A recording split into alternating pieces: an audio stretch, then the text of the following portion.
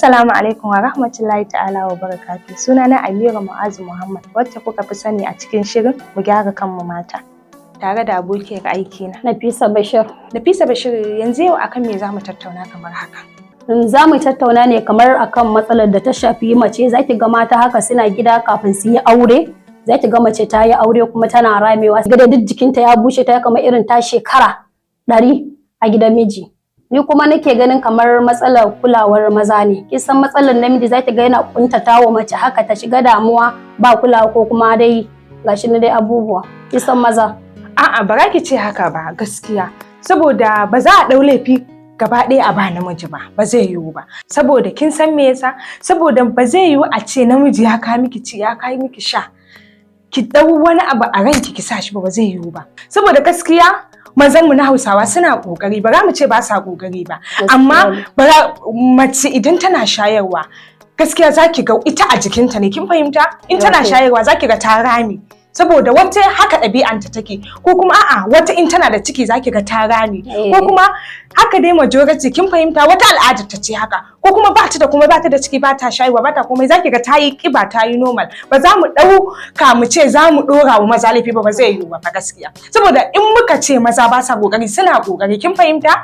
Amma mace idan tana da ciki zai yiwu za ki ga ta rame, saboda cikin yana bata matsala, kin fahimta? Ko kuma in tana shayarwa za ki ga ɗan yana bata wahala, kin fahimta? Ko kuma yana walar da ita sai sa wannan ƙawazucin ya sa ta rame, kin fahimta? Ko kuma a'a ita cikin yana sa ta fargaba ko tashin hankali ya sa wannan abin ya sa ta rame, kin fahimta? Ko kuma akwai ƙawata da na sani majority, kin fahimta? Ni mun zauna da ita, amma kin gane a gidan mijinta yana iya bakin kokarinta, zaki ga katan din shinkafa, taliya, komai ya ajiye mata, gaba ɗaya ba abin da baya ajiye mata. Amma in tana da ciki wallahi rama za ta yi, rama sosai. Ko kuma in tana da ciki tana rama saboda ita jikinta ne a haka, kin fahimta?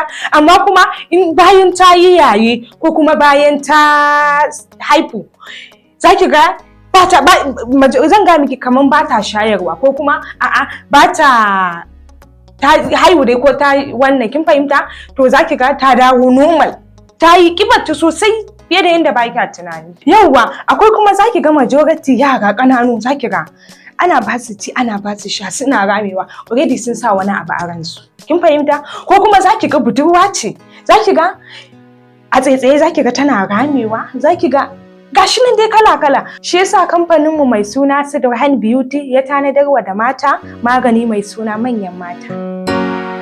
Wannan magani namu mai suna Manyan Mata ya kawo mana abubuwa masu kyau, mai gyaran jiki mai kyau, saboda mun tanaje shi ne domin mata masu ramewa, masu kanjamewa, domin su zama manyan mata. Saboda idan suka sha shi zai gyara musu jiki, kuma mu maganinmu ba na ƙwaya bane ba, mun tanaje shi ne domin itatuwa mai inganci, muka tanaje shi domin ya gyara mata. To na gamsu da abubuwan da kika faɗa.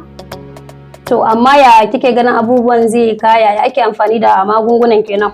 In maganinmu na Sidrehan Beauty baya cutarwa, yana da inganci, musamman ma mace tana shan shi kowane lokaci. Yanzu mu ɗau mace kamar wacce take shayarwa, kin ga in tana shan wannan magani zai yi mata inganci, zai sa ta ci ko ta yi kyau, abinta ta yi kyau, ta yi fresh. Ko kuma mu ɗau mace mai ciki, in ta sha shi kuma yawwa, kin ga na ɗan katse miki wannan, baki wani jawabi akan kamar a ce ku mace mai ciki ko kuma mace mai shayarwa ba shi da wata illa. Maganinmu kowace mace za ta iya shan shi, saboda magani ne mai gina jiki, mai inganci, wanda idan mace ta sha shi zai gina mata jiki sosai. Mace mai ciki za ta iya shan shi, mace mai shayarwa za ta iya shan shi, saboda magani ne mai inganci, mai kyau. Kin fahimta abin da nake so ki gane? Kuma shi bai da wata illawa. Ya kamata kuma in ɗauko miki ki ganshi ki gamsu, domin masu kallo su tabbatar da abin da ake faɗa gaske ne. Yawwa, gashi maganin, kin ganshi.